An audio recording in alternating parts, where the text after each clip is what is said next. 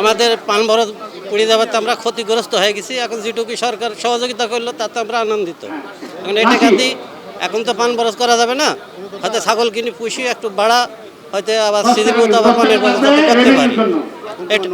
ইউরোপের দেশে যেখানে হয়তো বেকার মানুষদের ভাতা দিত, সে ভাতা দিয়ে কোনো রকম খেয়ে পড়ে বাঁচতে পারে।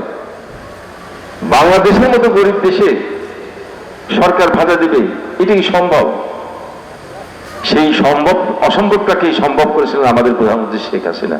তা আমরা আজকে যে এই সহায়তা করা হবে, এই সহায়তার মাধ্যমে আমার বিশ্বাস যে আমার যে সমস্ত চাষি ভাইরা এই আগুনে তাদের বড় ক্ষতিগ্রস্ত হয়েছিল, এগুলোকে আবার নতুন করে তারা সেখানে আবার ব্যবসা বাণিজ্য করে তার ক্ষতি পুষে উঠতে পারবে, সেই আমার বিশ্বাস এবং আশা রাখছি।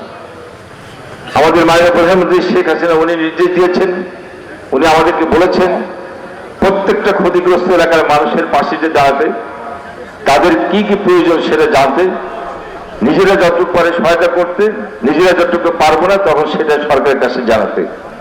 আমরা সেই লক্ষ্যে আপনাদের কাছে এসেছি। আমরা আপনাদের পাশে থাকি, আমরা সহায়তা করার পাশাপাশি শুধু এইটুকু আশ্বস্ত করে যাই, আপনারা আমাদের পরে ভরসা রাখবেন, ভরসা রাখতে পারেন।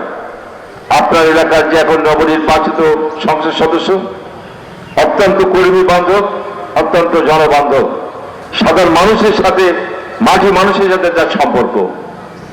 এই কামরুল আরিফিন এমপি ঢাকার এমপি না, এমপি এলাকার মাঝি মানুষের এমপি। আপনার সর্বক্ষণ পাবেন, যে কোনো বিপদে আপদে প্রয়োজনে পাবেন। একমাত্র ওয়ালটন এসি দিচ্ছে 1 বছরের রিপ্লেসমেন্ট গ্যারান্টি এবং কম্প্রেসারের 10 বছরের গ্যারান্টি। আমার জীবন দশায় একসাথে 1,64,80,000 টাকা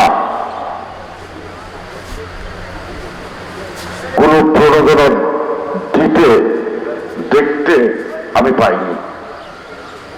আজকে সেটা নিয়ে এসেছে। কে নিয়ে এসেছে? আমি সবসময় একটা কথা সবসময় বলি, একত্রিত কাজ করতে হয়। একত্রিত কাজ করলেই সমস্ত কিছু সম্ভব হয়।